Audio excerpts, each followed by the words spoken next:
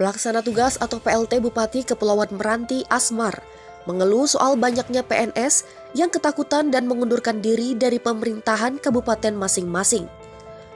Asmar mengklaim anak buahnya ketakutan dan mundur karena khawatir terseret kasus dugaan korupsi yang menimpa Bupati nonaktif Muhammad Adil. Curhat disampaikan kepada Wakil Ketua KPK Alexander Marwata dalam rapat di Pekanbaru pada Rabu 23 Mei 2023 pagi tadi.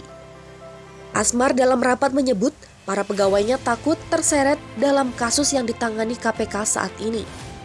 Diketahui, Bupati Adil dijadikan tersangka dan ditahan KPK dalam 3 kasus korupsi suap.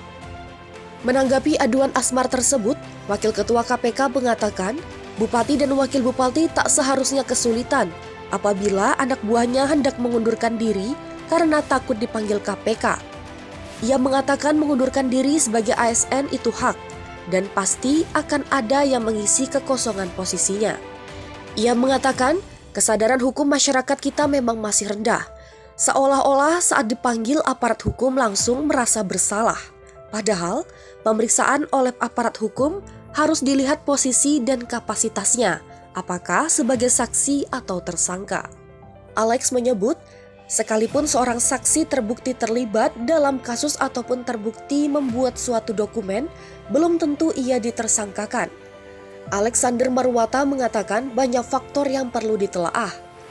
Bahkan ia mengatakan, jika banyak ASN yang mengajukan pengunduran diri, kepala daerah bisa mengajukan pengusutan oleh KPK apakah pegawai-pegawai ini bermasalah. Bupati Adil ditangkap KPK pada 6 April 2023 lalu. Ia menjadi tersangka suap, pemotongan uang kas dan dana kegiatan pemerintah, suap fee umroh dan suap kepada auditor BPK Perwakilan Riau M. Fahmi Arresa.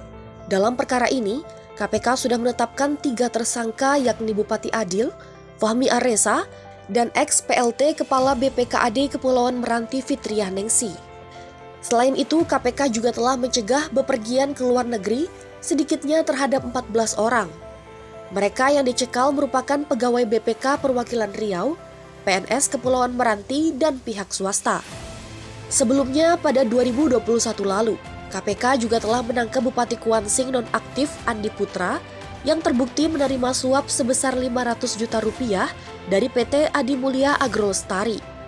Pemberian suap terkait pengurusan rekomendasi perpanjangan hak guna usaha perusahaan perkebunan kelapa sawit tersebut. Andi telah divonis hukuman 4 tahun penjara setelah pada 30 Maret lalu Mahkamah Agung mendiskon hukumannya. Perkara Andi telah dinyatakan berkekuatan hukum tetap atau inkrah.